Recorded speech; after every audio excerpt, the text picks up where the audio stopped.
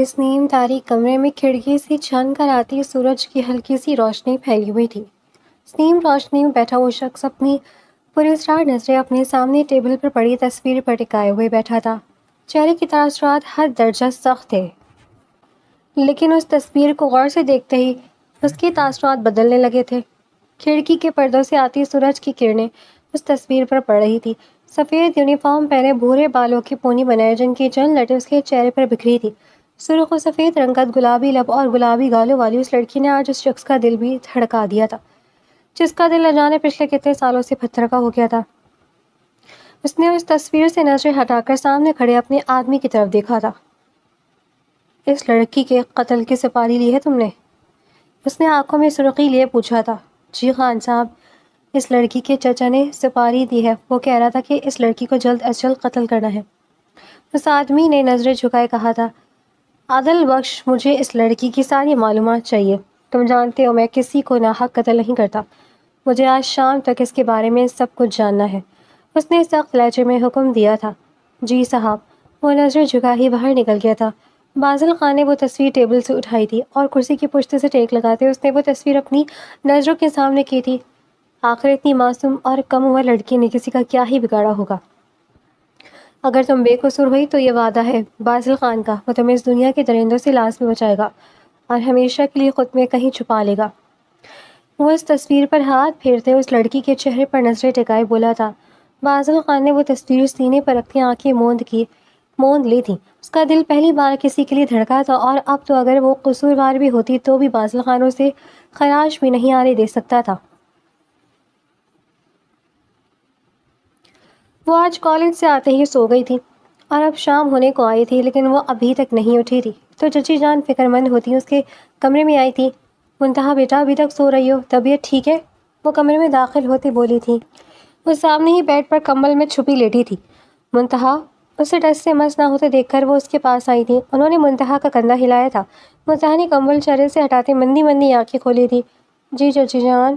سونے کی وجہ سے گلابی چہرہ اور آنکھوں میں سرخی لیے اس نے ان کی طرف دیکھتے پوچھا تھا، بیٹا طبیعت ٹھیک ہے؟ جب سے سو رہی ہو؟ انہوں نے لہجے میں محبت سموئے پوچھا تھا۔ جی بس کچھ تھکاوٹ ہو رہی تھی، طبیعت تو بالکل ٹھیک ہے۔ اس نے اٹھ کر بیٹھتے مسکرا کر معصومیت سے جواب دیا تھا۔ اس کے بھورے بال کندھوں پر بکھرے گئے تھے۔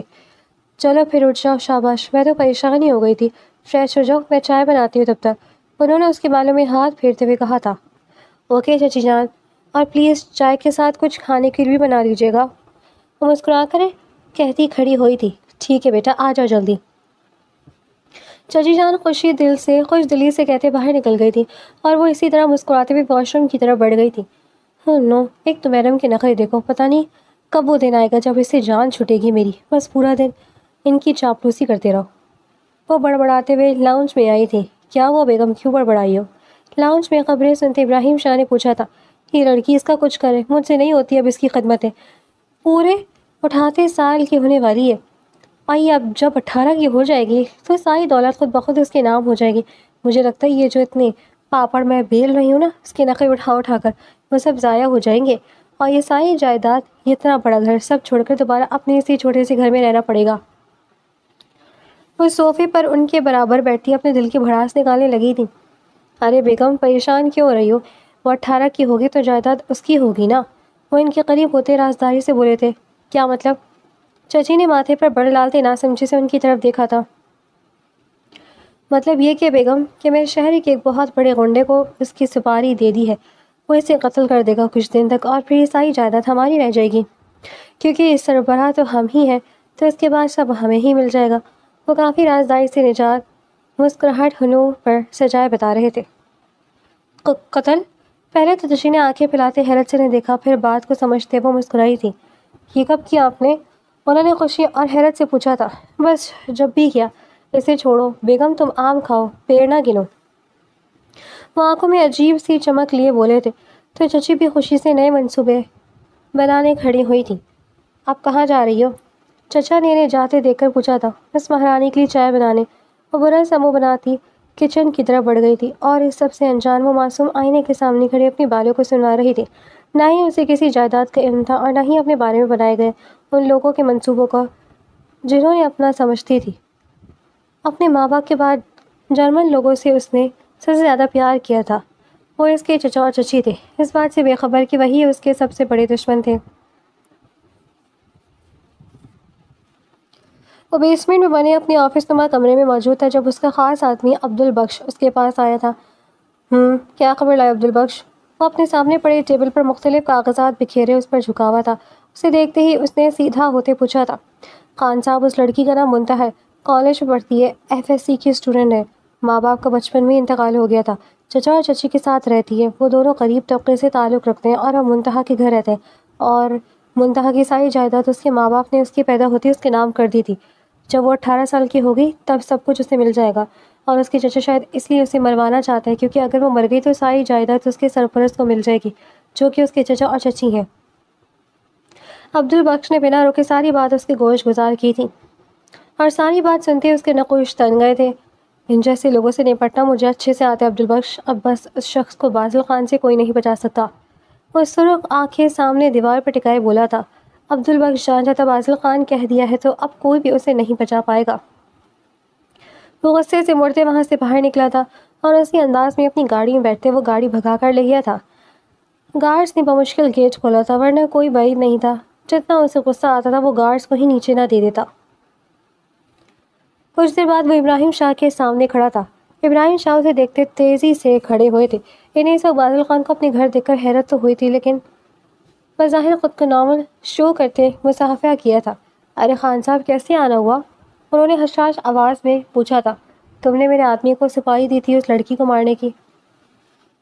وہ اپنے ہاتھ میں پکڑی منتہا کی تصویر ان کی طرف لہراتے ہوئے بولا تھا، ہاں میں نے دی تھی، آپ بیٹھ کر بات کرتے ہیں۔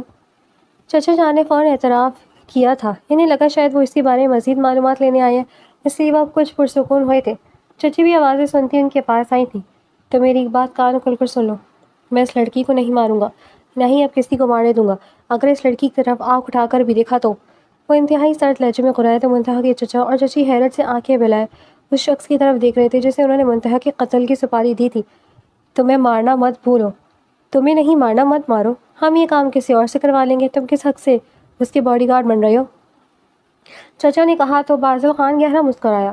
چچی جی میں جواب دہ نہیں ہوں، اگر اسے خروچ بھی آئی تو تم دونوں کی جان میں اپنے ہاتھ سے لوں گا، اسے میری امانت سمجھ کر اس کا اچھے سے خیال رکھو، 3 ماہ بعد لے لوں گا اسے۔ اس کی بات پر چچا تنزیہ ہنسے تھے۔ تمہیں کیا لگتا ہے وہ تم جیسے غنڈے کو دیکھے گی بھی؟ بازل خان نفی میں سر ہلاتے مسکرائے تھا۔ وہ کیا چاہتی ہے فرق نہیں پڑتا، پر مجھے بھاگ گئی ہے بس، میرے لیے اتنا کافی ہے۔ وہ ان کی آنکھوں میں دیکھ کر سرد لہجے میں بولا تھا، اگر تمہیں بھاگ گئی تو ہم کیا کریں، جا کر کہیں اور اپنی عیاشیاں پوری کرو، کیونکہ اس کا تو بس آخری ٹائم چل رہا ہے، چچا نے تمسخرانہ اڑاتے لہجے میں کہا تھا، جبکہ اندر سے وہ خود بھی گھبرا گئے تھے اور چچی تو فقط چہرہ لیے دونوں کو دیکھ رہی تھی۔ پہلا بھی کہا تھا پھر کہہ رہا ہوں، اگر اس پر آنچ بھی آئی تو تم دونوں کی جان لے لوں گا، آئی سمجھ؟ اور اس کے پاس کتنا وقت ہے کتنا نہیں اس کی ٹینشن نہ لو، بلکہ تم دونوں کے پاس اتنا وقت ہے یہ سوچو۔ وہ ان دونوں کو دھمکی دیتے وہاں سے پلٹ گیا تھا، اور جیسے ہی وہ باہر نکلا گیٹ سے منتہا کی گاڑی اندر داخل ہوئی تھی۔ بیک سیٹ پر بیٹھی منتہا جو اپنے موبائل میں مصروف تھی، اس پر نظر پڑتی بازل شاہ کے قدم تھمے تھے، چہرے کے سخت تاثرات آہستہ آہستہ ختم ہو گئے تھے۔ وہ حقیقت میں تصویر سے بھی زیادہ حسین تھی، اس کی شہد رنگ آنکھیں جن میں دیکھنے کی بازل خان کو چاہ تھی، وہ اس وقت جھکی ہوئی تھی، وہ اس کی آنکھوں کا دیدار نہیں کر پایا تھا، ابھی وہ اسی میں کھویا ہوا تھا جب گاڑی اس کے پاس سے گزر کے پورچ میں داخل ہوئی تھی، اور منتہا کے باہر نکلنے سے پہلے وہ لمبی لمبی ڈگ بھرتے وہاں سے چلا گیا تھا۔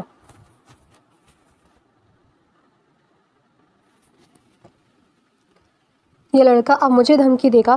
چچا جان غصے سے ادھر سے ادھر چکر لگاتے ہوئے بولے، آپ کو اس منتہا کی صفائی دینی ہی نہیں چاہیے تھی۔ اب ایسا کریں کہ اس کے کچھ کرنے سے پہلے آپ کسی اور کو دیکھ لیں اور اسے کہیں کہ ایک ہی دن میں ہی کام کر دیں۔ چچی نے مشورہ دیا تھا، لیکن جو اتنے پیسے اسے دیے ان کا کیا؟ وہ وہیں صوفے پر بیٹھ گئے تھے۔ پہاڑ بھی گئے پیسے، ایک بار ہی کام ہو جائے پھر تو پیسہ ہی پیسہ ہوگا۔ چچی نے انہیں بتایا تو چچا کی آنکھیں بھی چمکی تھیں۔ ہاں یہ ٹھیک کہا تم نے، میں صبح ہی یہ کام کروں گا، چچا نے یہ پرجوش لہجے میں کہا تھا۔ کام کیا کرنا ہے چچا جان؟ وہ مسکراتی ہوئی ان کی طرف آتے بولی تھی۔ تو تم کب آئی؟ چچی جان بھوکلا گئی تھی، ابھی جب آپ لوگ باتیں کر رہے تھے۔ اس کے کہنے پر دونوں کے چہرے کا رنگ اڑا تھا۔ کون سا کام جو اتنا ضروری ہے کہ آپ صبح ہی کریں گے؟ وہ چچا کے ساتھ بیٹھتی لاڈ سے ان کے گلے میں بازو ڈالتی بولی تھی۔ ان دونوں نے سکون کا سانس لیا تھا کہ اس نے کچھ نہیں سنا تھا۔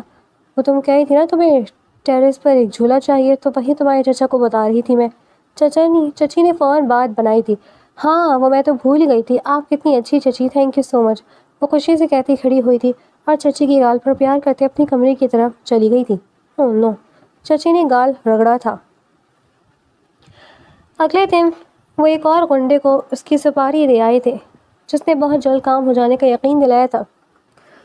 اب چچا اور چچی اس سے پہلے سے زیادہ نخرے اٹھانے لگے تھے، صرف یہ سوچ کر کہ کچھ دن کی بات ہے۔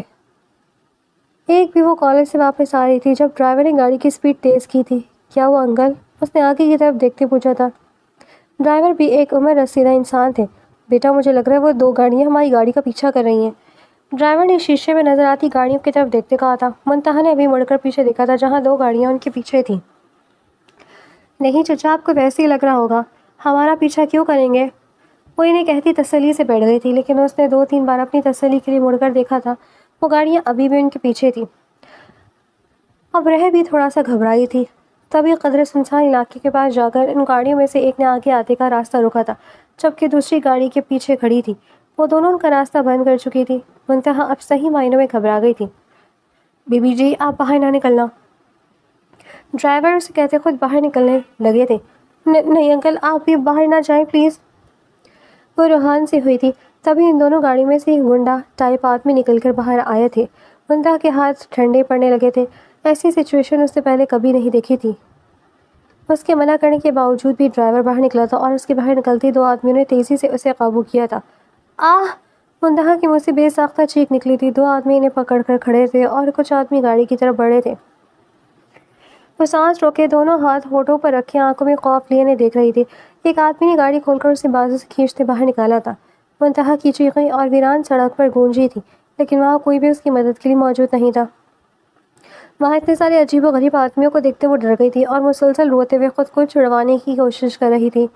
تبھی سامنے سے ایک آدمی نے آ کر اپنی گن نکالی تھی۔ منتہا سانس روکے بس اسے ہی دیکھ رہی تھی۔ یہ سب اس کے ساتھ پہلی بار ہو رہا تھا۔ وہ نازے سے پلی جس سے کبھی کوئی خراش بھی نہیں آئی تھی، اب اتنی خطرناک آدمیوں کے بیچ اکیلی کھڑی تھی۔ وہ نہیں جانتی تھی اسے کیا کرنا چاہیے۔ روتے ہوئے اس نے سختی سے آنکھیں بند کی تھیں۔ اس سے پہلے کہ وہ انسان گولی چلاتا، کسی نے پیچھے سے آ کر اس کے منہ پر ہاتھ رکھتے اسے زمین پر گرایا تھا۔ اس شخص کی کرہا پر منتہا نے آنکھیں کھولی تھیں، جہاں سامنے ایک شخص اس آدمی پر جھکا اسے بری طرح مار رہا تھا۔ خون خرابہ دیکھ کر منتہا کے رونے میں اضافہ ہوا تھا۔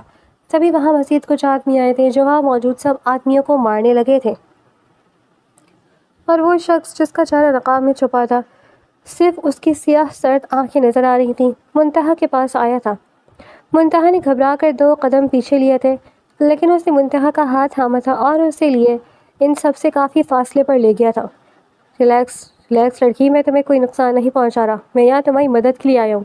اس نے منتہا کو مسلسل روتے دیکھ کر جھک کر اس کی طرف دیکھتے کہا تھا۔ منتہا نے اپنی نم آنکھیں اٹھا کر اسے دیکھا تھا۔ وہ سب کیا تھا؟ اس نے روتے ہوئے اس طرف اشارہ کرتے پوچھا تھا۔ کچھ نہیں تھا، وہ ایسے لوگ بس لوٹنے کے لیے آتے ہیں، تم پینک ہونا بند کرو، بس تم محفوظ ہو اور میں وعدہ کرتا ہوں تم پر کبھی کوئی آنچ نہیں آئے گی، اس لیے ہر ڈر اپنے دل سے نکال دو۔ اس کے لہجے میں کچھ ایسا تھا کہ نہ چاہتے ہوئے بھی منتہا کو لگا تھا کہ وہ واقعی اس پر کبھی آنچ نہیں آنے دے گا۔ تب کہ ڈرائیور گاڑی لے کر اس کے پاس آیا تھا۔ جاؤ اب تم، اور ہاں اپنی آنکھیں کھلی رکھو، انسان کو اتنا معصوم نہیں ہونا چاہیے، تمہارے آس پاس کیا ہو رہا ہے اس کی خبر رکھا کرو۔ وہ اسی بازو سے پکڑ کر گاڑی میں بٹھانے کے بعد دروازے پر جھک کر بولا تھا، تم کون ہو؟ وہ پلٹنے لگا تھا جب منتہا نے حیرت سے اس کو الجھی نظروں سے دیکھتے پوچھا تھا، میں تمہارا محافظ۔ اس کی آنکھیں مسکرائی تھیں۔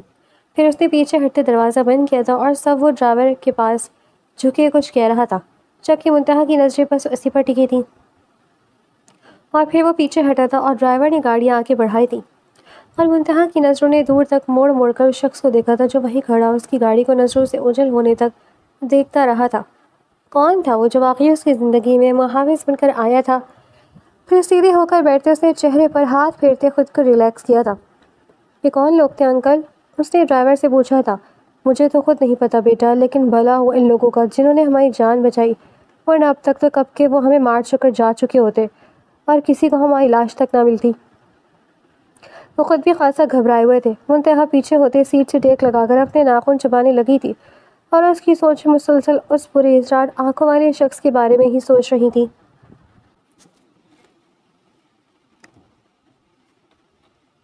وہ گھر پہنچی تو چچا اور چچی جو کسی اچھی خبر کے منتظر تھے، اسے دیکھتے ہی وہ حیرت سے ایک دوسرے کی طرف دیکھنے لگے تھے۔ چچی جان، وہ روتے ہوئے چچی کی گلی لگی تھی۔ کیا وہ منتہا؟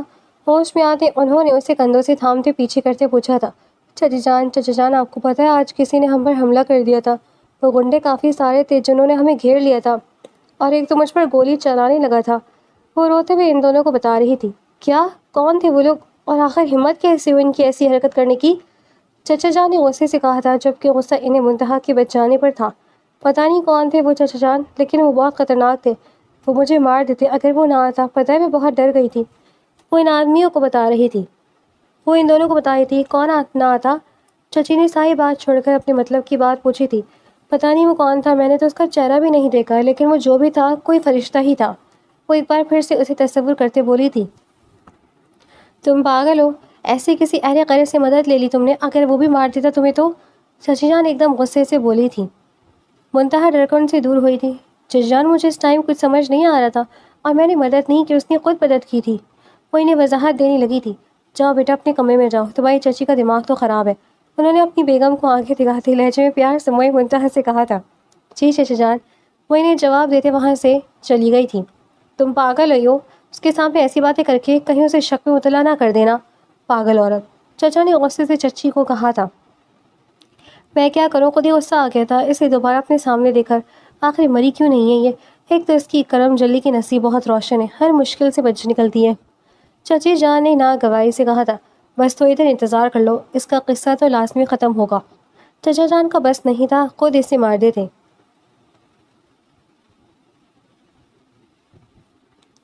رات کو وہ اپنی ٹیرس پر پڑی چیئر پر بیٹھی تھی، نظریں آسمان پر ادھورے چاند پر ٹکی تھی اور آنکھوں کے سامنے وہ دو آنکھیں بار بار گھوم رہی تھی۔ آخر کون تھا وہ شخص اور کیوں اس کی مدد کے لیے آیا تھا؟ اگر اسے خود کچھ ہو جاتا تو؟ وہ چاہ کر بھی اسے بھول نہیں پا رہی تھی۔ اور دوسری طرف اپنے کمرے کی کھڑکی میں کھڑا باسل خان اپنے ہاتھ کو دیکھ رہا تھا، جہاں آج پہلی بار اس نے اس کا لمس محسوس کیا تھا۔ اسے اتنے قریب سے دیکھ کر باسل خان کا دل بے لگام ہوا تھا اور بہت مشکل سے اس وقت اس نے اپنے دل کو روکا تھا، ورنہ اس کی بس میں ہوتا تو وہ اس کی آنسو اپنے ہاتھ سے صاف کرتا اور اسے اپنے سینے میں چھپا کر اسے ہر تکلیف سے بچا لیتا۔ وہ چاند کو تکتے اس کے بارے میں ہی سوچ رہا تھا۔ اس کے بعد یہ سلسلہ رکا نہیں تھا۔ ہر 2 دن بعد کوئی نہ کوئی ایسا واقعہ ضرور ہونے لگا تھا۔ کوئی مشکوک انسان یا تو اس کا پیچھا کرتا یا اچانک گاڑی پر حملہ کر دیتا۔ وہ تو اس کی قسمت اچھی تھی، وہ جو ہر بار بچ جاتی تھی یا شاید بچا لی جاتی تھی، اور یہ سب 1 یا 2 بار نہیں، بار بار ہونے لگا تھا۔ وہ چچا اور چچی جان کو بتاتی تو انہیں مزید کڑھنے کا موقع مل جاتا تھا۔ آج وہ کالج سے واپس آئے تو گھر میں ایک غیر معمولی سے ہلچل محسوس ہوئی تھی۔ وہ سیدھا لاؤنج میں داخل ہوئی، جہاں صوفے پر چچا اور چچی کے سامنے بیٹھے اس شخص کی پشت دروازے کی طرف تھی، اس لیے وہ اس کا چہرہ نہیں دیکھ سکی تھی۔ آپ کے پاس میری ایک امانت تھی چچا جان، اور آج میں اپنی وہ امانت لینے آیا ہوں۔ وہ ٹانگ پر ٹانگ رکھتے بولا تھا۔ کیسی امانت؟ کوئی امانت نہیں ہے، تمہارے جیسے گنڈے کی، تم نکلو یہاں سے۔ چچا غصے سے چلائے تھے۔ آپ شرافت سے اسے میرے حوالے کر دیں، ورنہ مجھے اپنا کام کرنا آتا ہے۔ اس نے دھمکی دی تھی۔ تم؟ چچا جان غصے سے کچھ بولنے والے تھے، لیکن اس نے ان کی بات کاٹ دی۔ چچا جان تحمل رکھے، اتنا ہائپر کیوں ہو رہے ہیں؟ اس کے ہونٹوں پر ہلکی سی مسکراہٹ مچل رہی تھی۔ منتہا حیرت سے یہ سب دیکھ رہی تھی، پھر اسی طرح آنکھوں میں حیرت لی وہ اندر آئی تھی۔ کیا ہوا چچا جان؟ یہ کون ہے اور کون سی امانت لینے آئے ہیں؟ اس نے قریب باتیں پوچھا تھا۔ ابھی بھی وہ اس شخص کا پورا چہرہ نہیں دیکھ پائی تھی۔ اس کی آواز سنتے باسل خان نے آنکھیں بند کرتے اس کی مٹھاس محسوس کی تھی، پھر آنکھیں کھولتے اس نے تھوڑا سا چہرہ موڑ کر اس لڑکی کی طرف دیکھا تھا جو آنکھوں میں الجھن لیے سب کو دیکھ رہی تھی۔ اس کے دیکھتے ہی منتہا کی نظر بھی اس کی طرف اٹھی تھی۔ دیکھنے میں تو وہ کافی ہینڈسم تھا اور اس کی آنکھیں دیکھ کر وہ ٹھٹکی تھی۔ ان آنکھوں پر کسی کا گمان ہوا تھا، لیکن پھر سر جھٹک کر وہ چچا جان کی طرف متوجہ ہو گئی تھی۔ بیٹا کچھ نہیں ہے، تم جاؤ یہاں سے۔ چچا اسے یہاں سے بھیجنا چاہتے تھے تاکہ وہ منتہا کے سامنے کوئی ایسی ویسی بات نہ کر دیں۔ اسے کیوں بھیج رہے ہیں چچا جان؟ اس سے بھی تو پتہ ہونا چاہیے۔ اس کی بات پر منتہا نے ماتھے پر بل ڈالے پوچھا تھا۔ کیا پتہ ہونا چاہیے؟ اس نے آنکھیں سکیڑتے پوچھا تھا۔ میں یہاں اپنی امانت لینے آیا ہوں، یعنی آپ کو۔ اب تو میرے ساتھ جاؤ گی اور ہم ہاں جی نکاح کریں گے اور تمہاری جائیداد بھی تمہارے نام کی جائے گی۔ کیوں چچا جان؟ کل یہ 18 کی ہو جائے گی۔ اس نے پہلے منتہا اور پھر ان کی طرف دیکھتے پوچھا تھا۔ چچا جان غصے سے کھڑے ہوئے تھے۔ تم نکلو میرے گھر سے۔ وہ غصے سے بولے تھے، جبکہ منتہا حیرت سے سب کچھ دیکھ رہی تھی۔ وہ کیا کہہ رہا تھا؟ نکاح، جائیداد؟ تبھی وہ کھڑا ہوا تھا۔ جی نکل رہا ہوں، لیکن منتہا کو میں ساتھ لے کر جاؤں گا۔ وہ بھی اٹھ کر کھڑا ہوا تھا۔ میں کہیں نہیں جاؤں گی تمہارے ساتھ۔ وہ چچی جان کے قریب ہوتے ان کا بازو تھامتے بولی تھی، دیکھتا ہوں کیسے نہیں جاتی۔ بازل خان اس کے قریب آیا۔ وہ مزید چچی جان میں سمٹی تھی، لیکن بازل خان نے اسے بازو سے پکڑ کر اپنی طرف کھینچا تھا۔ چھوڑو مجھے! منتہا نے اس کا ہاتھ اپنے بازو سے ہٹانا چاہا تھا۔ او نو جانا، فضول کوشش نہ کرو، تمہیں میں لینے آیا ہوں اور لے کر ہی جاؤں گا۔ وہ اس کی آنکھوں میں دیکھتے بولا تھا اور قدم باہر کی طرف بڑھائے تھے، اور پھر چچا چچی کے روکنے، منتہا کے رونے چلانے، کسی کا چیز کا اس پر اثر نہیں ہوا تھا۔ وہ ایسے کسی بھی انسان کے ساتھ کیسے منہ اٹھا کر چلی جاتی جسے وہ جانتی بھی نہیں تھی۔ بازل خان اسے لا کر اپنی گاڑی میں بٹھایا تھا اور ڈرائیونگ سیٹ پر بیٹھتے گاڑی تیزی سے لے گیا تھا۔ کون ہو تم؟ میں تمہیں جانتی بھی نہیں، ایسے کیسے زبردستی لے کر جا سکتے ہو تم مجھے واپس چھوڑ کر آؤ۔ وہ مسلسل روتے ہوئے دروازہ کھولنے کی کوشش کر رہی تھی۔ یہ نہیں کھلے گا، اور نہ ہی میں تمہیں واپس چھوڑ کر آؤں گا، اس لیے چپ کر کے بیٹھی رہو۔ اس نے منتہا کو بازو سے تھام کر تھوڑا اپنی طرف کھینچا تھا۔ اور تم ہاتھ نہ لگاؤ مجھے۔ اس نے بازل کا جھٹکا تھا ہاتھ، تو وہ اس کے انداز پر غصہ ہونے کے بجائے مسکرایا تھا۔ غصے کا جتنا مرضی تیز صحیح، لیکن وہ اس لڑکی پر غصہ نہیں کر سکتا تھا۔ کچھ دیر بعد گاڑی ایک کورٹ کے سامنے رکی تھی۔ یہاں ہم کیوں آئے ہیں؟ اس نے گھبرا کر پوچھا تھا۔ نکاح کرنے، اور تم چپ چاپ میرے ساتھ نکاح کرو گی۔ میں تمہیں کوئی نقصان نہیں پہنچانے والا، اس لیے مجھ سے ڈرنا چھوڑ دو۔ وہ اس کی طرف جھک کر بولا تھا۔ چلو اب آنسو صاف کرو، آ جاؤ، شاباش۔ وہ گاڑی سے اترنے لگا تھا، لیکن میں انکار کر دوں گی۔ منتہا کی آواز سنتے واپس اس کی طرف مڑا تھا۔ مرنا چاہتی ہے تو 100 بار انکار کر دو، لیکن ایک بار ہمیشہ یاد رکھنا، بازل خان تمہیں بچانے دوبارہ کبھی نہیں آئے گا۔ بازل خان نے کندھے اچکاتے کہا تھا، جیسے وہ یہ نکاح سے اس کے لیے کر رہا ہو۔ خود کا دل تو جیسے باغی تھا ہی نہیں۔ منتہا کو ہر وہ دن یاد آیا تھا جب اس پر قاتلانہ حملہ ہوا تھا، اور ہر بار ایک شخص اسے بچا لیتا تھا۔ تو کیا یہ وہی ہے؟ منتہا نے دل میں سوچتے غور سے اسے دیکھا تھا۔ تو وہ تم تھے؟ منتہا کی آواز بے حد ہلکی تھی۔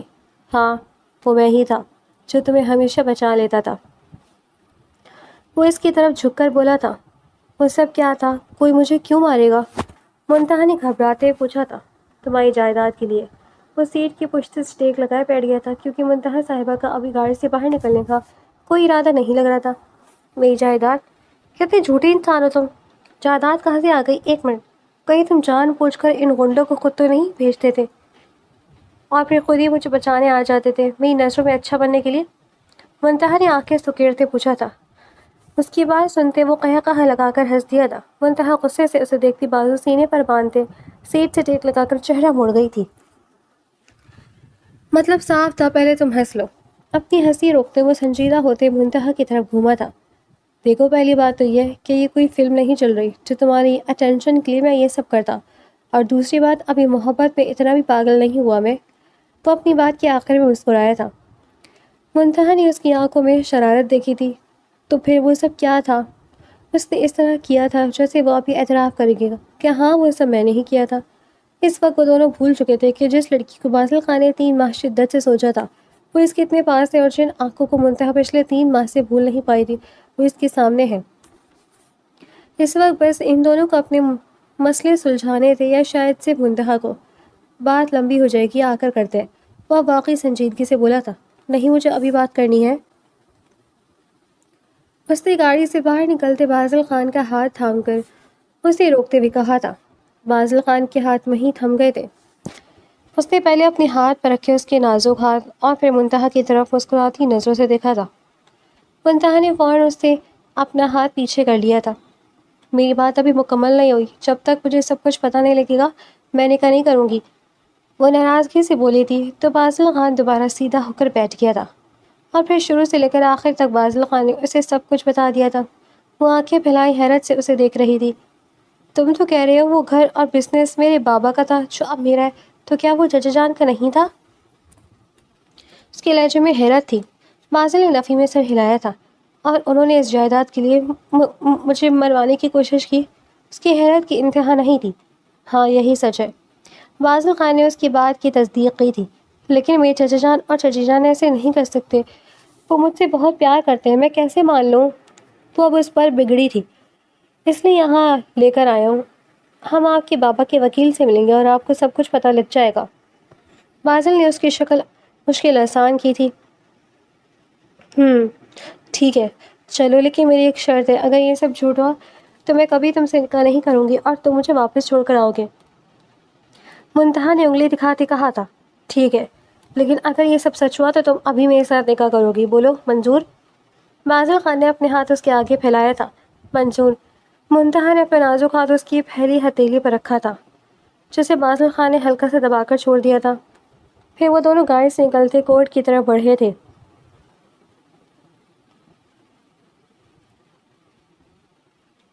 وہ دونوں اس وقت وکیل کے آفس میں بیٹھے تھے اور وہ بھی وہی کہانی سنا رہے تھے جو باسل نے سنائی تھی۔ آپ کے چچا میرے پاس آئے تھے کل اور وہ کہہ رہے تھے کہ آپ چاہتی ہیں یہ سب ان کے نام کر دیا جائے اور آپ کسی وکیل سے ملنا نہیں چاہتی، لیکن میں نے سوچا تھا میں گھر جا کر آپ سے بات کروں گا، وہ تو اچھا ہوا آپ خود آ گئیں۔ وکیل نے اسے پوری بات بتائی تھی، جبکہ منتہا کو غصے کے ساتھ دکھ بھی ہوا تھا۔ جن لوگوں سے وہ اتنی محبت کرتی تھی وہ صرف لالچ میں دکھاوا کر رہے تھے، وہ اس کی پیٹھ پیچھے اسے مارنے کے منصوبے بنا رہے تھے۔ کوئی اتنا سنگدل کیسے ہو سکتا ہے؟ اس کی آنکھوں میں آنسو آئے تھے۔ اور پھر ساری کارروائی کے بعد اس نے اپنی پراپرٹی کے پیپرز پر سائن کیے تھے اور سائن کرتے وہ دیے تھے۔ منتہا آئی اوکے؟ باسل خان نے اسے روتا دیکھ کر فکر مندی سے پوچھا تھا۔ بس ماما بابا یاد آ گئے، کتنے انمول ہوتے ہیں نا ماں باپ۔ وہ چلے جاتے ہیں لیکن پھر بھی اپنی اولاد کو نہیں بھولتے، انہیں فکر ہوتی ہے کہ کہیں ان کے بعد ان کی اولاد رول نہ جائے۔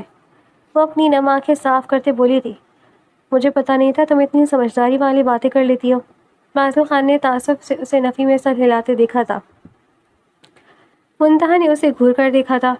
میں سمجھداری ہوں، وہ اپنی بات پر زور دے کر بولی تھی، لیکن حرکتیں تو بچوں والی ہیں۔ اس نے پھر سے چھیڑا تھا، اصل مقصد اس کا دھیان بٹانا تھا۔ میں بچی نہیں ہوں، وہ فوراً سے تنگ کر بولی تھی۔ تم بچی ہی ہو لٹل گرل۔ وہ اسے چھیڑتے کھڑا ہوا تھا، جبکہ وہ غصے سے اب بس اسے ہی گھور رہی تھی۔ اور پھر اپنی شرط کے مطابق کچھ دیر بعد باسل خان نے اسے اپنے نکاح میں لے چکا تھا۔ منتہا کے دل میں بہت سے وسوسے تھے، لیکن وہ اب اپنے چچا اور چچی کے پاس واپس نہیں جا سکتی تھی۔ نکاح کے بعد وہ دونوں کورٹ سے باہر نکلے تھے۔ نکاح کے بعد مکمل دونوں کی خاموشی تھی۔ باسل خان گھر جا کر تسلی سے اس سے بات کرنے کا ارادہ رکھتا تھا، جبکہ منتہا کو اب بات کرتے جھجک محسوس ہو رہی تھی۔ نہ جانے یہ کون سے نئے جذبے تھے جو دل میں پیدا ہونے لگے تھے۔ ویسے شخص سے محبت تو شاید کہیں نہ کہیں اسے بھی تھی، لیکن بس اسے تسلیم کرنے میں کچھ وقت لگنے لگا تھا۔ اب کہاں جانا ہے؟ منتہا نے گاڑی میں بیٹھتے پوچھا تھا۔ ہمارے گھر، اور کہاں؟ باسل نے سرسری سا جواب دیا تھا اور گاڑی سٹارٹ کی تھی۔ پہلے وہ اس کے ساتھ یہاں تک آئی تھی اور اس دوران کوئی جذبہ دل میں نہیں تھا، لیکن اب وہ اس کا شوہر تھا۔ دل کی دھڑکنیں خود بخود منتشر ہو رہی تھیں۔ منتہا نے چہرہ موڑ کر اسے دیکھنا چاہا تھا، لیکن اسٹیئرنگ پر سر رکھ کے اس کے ابھری ہوئی وینس والے سفید ہاتھ پر ہی رک گئی تھی۔ وہ لا شعوری طور پر مسلسل اس کے حرکات کرتے ہاتھوں کو دیکھ رہی تھی، اور اس کی نظر نہ دیکھتے ہوئے بھی وہ اس کی نظریں خود پر محسوس کرتے مسکرایا تھا۔ اس کا گھر بہت پیارا تھا۔ منتہا نے ستائشی نظروں سے سارا گھر دیکھا تھا۔ تمہاری فیملی میں کون کون ہے؟ اس نے باسل کی طرف دیکھتے پوچھا تھا۔ کوئی بھی نہیں، لیکن اب تم آ گئی ہو نا میری بیوی بن کر، اب تم سے ہی میری فیملی بنے گی، اس نے شوق لہجے میں کہا تھا۔ منتہا کے گال سرخ ہوئے تھے، اس لیے وہ ادھر ادھر دیکھتے صوفے پر بیٹھ گئی تھی۔ میں تمہارے پیرنٹس کا پوچھ رہی ہوں، اس نے گھور کر پوچھا تھا۔ ان کی ڈیتھ ہو چکی ہے اور بہن بھائی کوئی ہے نہیں، وہ کندھے اچکا کر بولا تھا، جیسے اس کے لیے یہ کوئی بڑی بات نہ ہو۔ اوہ، مطلب تم بھی میری طرح اکیلے ہو؟ وہ افسردہ ہوئی تھی۔ اکیلا کیوں؟ میرے پاس تو اتنی پیاری بیوی ہے، تم اپنا دیکھ لو، اس نے صوفے کی پشت سے ٹیک لگاتے کہا تھا۔ منتہا نے چونک کر اسے دیکھا تھا۔ وہ اپنے ساتھ ہر جگہ اس کا حوالہ دے رہا تھا، وہ اسے محسوس کروا رہا تھا کہ وہ اہم ہے اس کے لیے۔ اس کی موجودگی باسل خان کی زندگی میں آکسیجن کی طرح تھی۔ وہ جہاں مرضی ہو سانس چلتی رہتی ہے، لیکن اگر نہ ہو تو سانس تک رک جاتی ہے۔ چلو ایسا کرو، فریش ہو جاؤ، پھر کھانا کھاتے ہیں۔ اسے خاموش دیکھ کر باسل خان کھڑا ہوا تھا، وہ بھی اسی کے ساتھ اٹھی تھی۔ باسل اسے کمرے میں لے کر گیا تھا۔ لیکن کمرے کو دیکھتے اسے شدید حیرت ہوئی تھی، جہاں ایک دیوار پر اس کی بے شمار تصاویر لگی تھیں۔ کہیں وہ ہنس رہی تھی تو کہیں وہ گاڑی سے نکل رہی تھی، کہیں گاڑی میں بیٹھتے ہوئے وہ کھوئی سے انداز میں باہر دیکھ رہی تھی، کہیں وہ بارش میں باہر پھیلائے کھڑی تھی، اور اسی طرح مزید بہتر سے منظر کچھ کیپچر کیے تھے۔ اس نے حیرت سے پلٹ کر بازل خان کو دیکھا تھا۔ یہ سب اسے سمجھ نہیں آ رہی تھی کہ کیا کہے۔ بس مجھے اچھا لگتا ہے تمہارا ہر روپ، اس نے منتہا کی طرف جھک کر کہا تھا، تو وہ بھی مسکرا دی تھی۔ بازل خان نے اس کا ہاتھ تھام کر اسے اپنی طرف کھینچا تھا، وہ آ کر اس کے سینے سے لگی تھی۔ بازل، بے ساختہ اس کے منہ سے نکلا تھا، کتنا حسین لگتا ہے تمہارے منہ سے میرا نام، آج سے پہلے شاید ہی کبھی میرا نام اتنا حسین لگا ہو مجھے۔ وہ اس کی کمر کی گرد حصار بناتے ہوئے بولا تھا۔ یہ پہلا قربت کا لمحہ تھا جو ان دونوں میں آیا۔ وہ اس کے سینے پر دونوں ہاتھ رکھے نظر جھکائے کھڑی تھی، اور بازل خان اس کی کمر کے گرد ہاتھ لپیٹے اسے تک رہا تھا، پھر جھک کر اس کے ماتھے پر بوسہ دیا تھا۔ وہ ہڑ بڑھا کر پیچھے ہٹی تھی۔ مجھے فریش ہونا ہے، صبح کے کپڑوں میں ہوں، وہ نظریں چراتے ہوئے بولی تھی۔ بازل خان اس کے انداز پر مسکرایا تھا۔ وہ اس وقت اس قدر حسین لگ رہی تھی کہ بازل خان اب اسے ایک لمحے کے لیے بھی خود سے دور نہیں کرنا چاہتا تھا، لیکن اس کی غیر ہوتی حالت دیکھتے بازل خان نے اسے چھوڑ ہی دیا تھا۔ جاؤ چینج کر لو، لیکن میرے کپڑے تو یہاں ہوں گے نہیں، وہ پریشانی سے بولی تھی۔ بازل خان نے الماری کی طرف اشارہ کیا تھا۔ وہ الجھی نظروں سے اسے دیکھتی الماری کی طرف بڑھی تھی، اور جیسے اس نے الماری کھولی کتنے ہی لمحے وہ حیران سی کھڑی رہی تھی۔ پوری الماری رنگ برنگی کپڑوں سے بھری پڑی تھی، اور نیچے جوتوں کی لائی لگی تھی۔ کیا یہ سب میرے لیے ہے؟ وہ آنکھوں میں چمک لیے بولی تھی۔ نہیں، یہاں کوئی لڑکی نظر آ رہی ہے تمہیں؟ بازل خان نے ادھر ادھر دیکھتے پوچھا تھا، جیسے دوسری لڑکی کو ڈھونڈ رہا ہو۔ اس کے انداز پر وہ ہنستی تھی۔ بازل، چڑھ کر اس کا نام لیتے اس نے منہ بنایا تھا۔ آپ مسلسل مجھے ٹیز کر رہے ہیں، اس نے شکوہ کیا تھا۔ ٹیز کہاں کر رہا ہوں یار، بازل نے مسکراہٹ دباتے کہا تھا۔ وہ غصے سے اسے دیکھتی ایک ڈریس لیے واش روم کی طرف بڑھی تھی۔ کچھ دیر بعد وہ واپس آئی تھی تو بازل خان وہیں بیٹھا اس کا منتظر تھا۔ اسے دیکھتے کھڑا ہوا تھا۔ پنک فراک پہنے سے اس کے پاس وہ نیٹ کے تھے، اور نیٹ کا ہی دوپٹہ گلے میں لیے وہ چھوٹی سی گڑیا لگ رہی تھی۔ ڈریسنگ میرر کے سامنے جا کر اس نے برش اٹھایا تو اسے حیرت ہوئی تھی۔ وہاں کاسمیٹک کا سارا سامان ترتیب سے سیٹ تھا۔ اس نے مڑ کر بازل کی طرف دیکھا تھا۔ بازل سمجھ گیا تھا، اس لیے کندھے اچکا کر مسکرا دیا تھا۔ نہیں، آپ پہلے سے شادی شدہ تو نہیں تھے، یا پھر آپ کی کتنی گرل فرینڈس تھیں جو آپ کو اتنا تجربہ ہے ان سب چیزوں کا؟ اس نے آنکھیں سکیڑ کر پوچھا تھا۔ بازل خان نے حیرت سے اس کی باتیں سنی تھیں اور پھر ہنس دیا تھا۔ پاگل لڑکی، تم پہلی ہو اور تم ہی آخری ہو۔ تمہارے علاوہ بازل خان کے دل تک کبھی کوئی پہنچ ہی نہیں سکا، اس لیے ذرا قدر کرو میری، اپنے آگے پیچھے پھرتی سب لڑکیوں کو چھوڑ کر تمہیں چنا ہے۔ بازل خان نے اس کے قریب آتے اسے پیچھے سے اپنے حصار میں لیا تھا۔ اس کے انداز پر وہ اس کے الفاظ پر یہ غور نہیں کر پائی تھی، اور سرخ چہرہ جھکا گیا تھا۔ بازل خان نے اس کے گال پر لب رکھے تھے۔ تم اتنی حسین ہو یا صرف مجھے لگتی ہو؟ بازل خان نے آئینے میں اس کا اور اپنا عکس دیکھتے پوچھا تھا۔ میں حسین ہی ہوں جناب، وہ بھی آئینے میں اسے دیکھتی بولی تھی، اور کچھ لمحے ایک دوسرے کو دیکھتے رہنے کے بعد وہ دونوں ہی ہنس دیے تھے۔ دونوں کو ہی اپنی زندگی کے خساروں کا بدلہ مل گیا تھا اور حسین ترین ملا تھا۔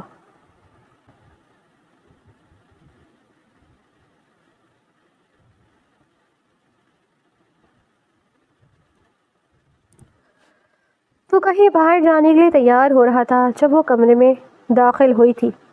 آپ کہاں جا رہے ہیں بازل؟ اس نے بیڈ پر بیٹھتے پوچھا تھا۔ بس کسی کام سے جا رہا ہوں، تم کھانا کھا لینا، مجھے دیر ہو جائے گی، اس نے بال بناتے جواب دیا تھا۔ بازل، کیا آپ واقعی لوگوں کا قتل کرتے ہیں؟ اس نے معصومیت سے پوچھا تھا۔ بازل نے خود ہی اسے بتایا تھا کہ اس کے چچا نے اسے قتل کرنے کی سپاری سب سے پہلے اسے دی تھی۔ بازل خان نے اسے دیکھتے مسکرایا تھا۔ تمہیں کیا لگتا ہے؟ جواب دینے کے بجائے اس نے منتہا سے پوچھا تھا۔ مجھے لگتا ہے یہ جھوٹ ہے، آپ ایسے نہیں ہیں، وہ فوراً سے بولی تھی۔ سچ بتاؤ تو دنیا کی نظروں میں ایک بہت مشہور بزنس مین ہوں، جبکہ کچھ لوگوں کی نظر میں غنڈہ ہوں، لیکن اصل میں ایک سیکرٹ ایجنٹ بھی ہوں، اور یہ بات میرے علاوہ کوئی نہیں جانتا، اور آج سے تم بھی جانتی ہو۔ اور یہ غنڈہ میں اپنے ایک مشن کے لیے بنا تھا، جو کہ پورا بھی ہو گیا ہے۔ اس نے منتہا کو تفصیل بتائی تھی۔ منتہا اس کی بات سنتے مسکرائی تھی۔ اب جاؤ، اس نے منتہا کے قریب آتے جھک کر پوچھا تھا. جائیں، آپ تو روز چلے جاتے ہیں لیکن میں گھر میں اکیلے بور ہو جاتی ہوں. اس نے منہ بناتے اپنا مسئلہ بتایا تھا. تو تم ایسا کیوں نہیں کرتی، کالج دوبارہ جوائن کر لو، اب تو پیپرز بھی ہونے والے ہوں گے. اچھا ہے، ابھی اس سے کر لو تاکہ جو سمجھ نہیں آ رہا وہ کلیئر ہو جائے. بازل خان نے فوراً سے اس کی بوریت کا حل نکالا تھا. ہاں یہ تو اچھا ہے.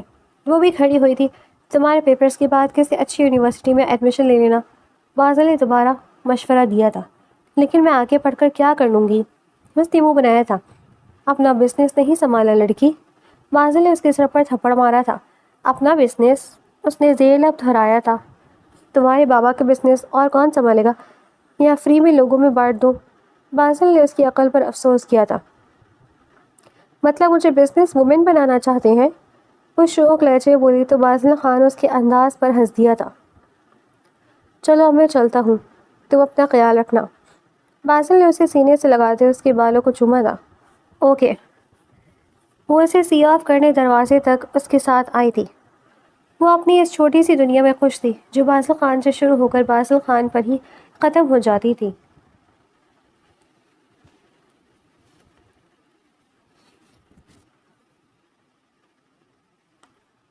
اس نے کالج جانا شروع کر دیا تھا. بازل نے اس کے لیے خاص طور پر ایک آدمی رکھا تھا کہ وہ اس کی حفاظت کرتا رہے، کیونکہ بازل شاہ کی روٹین بہت ٹف تھی، ورنہ وہ منتہا کی ذمہ داری خود اٹھاتا. آج بھی کالج سے واپسی پر جب وہ گیٹ سے باہر نکلے تو وہاں اس کا ڈرائیور موجود نہیں تھا. اسے حیرت ہوئی تھی، ایسا پہلے کبھی نہیں ہوا تھا.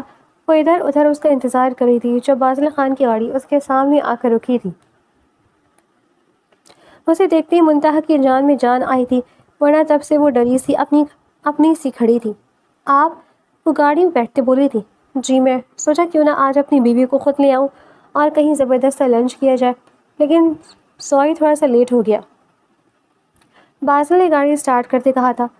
آپ کو پتہ ہے میں کتنا ڈر گئی تھی، مجھے لگا پھر سے کوئی آ جائے گا. وہ اس کا بازو تھام کر اس کے بازو سے سر ٹکائے بولی تھی. منتہا میری جان، ڈرنا چھوڑ دو. اب تم بالکل مت ڈرو، تم بازل خان کی بیوی ہو جس کے ہوتے ہوئے تم پر آنچ بھی نہیں آئے گی. اس نے منتہا کے دوپٹے سے ڈھکے سر سے لب رکھے تھے. لیکن چچا اور چچی تو ابھی بھی بہت کچھ کر سکتے ہیں. آج پتہ نہیں کیوں لیکن وہ بہت زیادہ گھبرا گئی تھی. ان کی ٹینشن نہ لو تم، انہیں ان کے کیے کی سزا مل چکی ہے. کیا مطلب؟ منتہا نے حیرت سے سر اٹھا کر اسے دیکھا تھا. مطلب میری جان، وہ اس وقت جیل میں ہے. بازل خان نے چل انداز میں بتایا تھا. لیکن وہ فوراً سے پیچھے ہوئی تھی. جیل میں؟ اسے واقعی حیرت ہوئی تھی. ہاں جیل میں، ان جیسوں کو ایسی ہی سزا ملنی چاہیے تھی. بازل خان نے ان کے ذکر پر غصے سے کہا تھا. اس کا بس نہیں تھا انہیں اپنے ہاتھوں سے ہی قتل کر دیتا. ڈونٹ ٹیل می منتہا کہ تمہیں یہ سن کر برا لگ رہا ہے. بازل خان نے اس کے کچھ بولنے سے پہلے ہی کہا تھا. نہیں لیکن وہ میرے چچا اور چچی تھے، وہ مجھ سے اتنے پیار سے بات کرتے تھے. وہ اداسی سے بولی تھی. شاباش ہے تم پر منتہا، مطلب وہ تمہیں مروانے کے چکر میں تھے اور تم یہ سوچ کر خوش تھی کہ وہ تم سے پیار سے بات کرتے تھے. بازل خان تنزیہ مسکرایا تھا. میرا زیادہ مذاق نہ اڑائے. اس نے ناراضگی بھرے لہجے میں اس سے کہا تھا. میں مذاق نہیں اڑا رہا تم سے، تم ایسے لوگوں کو دفع کرو اور بس میرے بارے میں سوچو، ٹھیک ہے؟ بازل خان نے اسے ڈپٹا تھا. آپ کو ہی تو سوچتی رہتی ہوں پورا دن. اس نے دوبارہ بازل خان کے بازو پر سر رکھا تھا. گڈ گرل، اچھا کرتی ہوں ویسے. اس کے کہنے پر وہ ہنس دی تھی اور دل ہی دل میں بس اس نے اپنے چچا اور چچی کے لیے ہدایت اور اچھی زندگی مانگی تھی.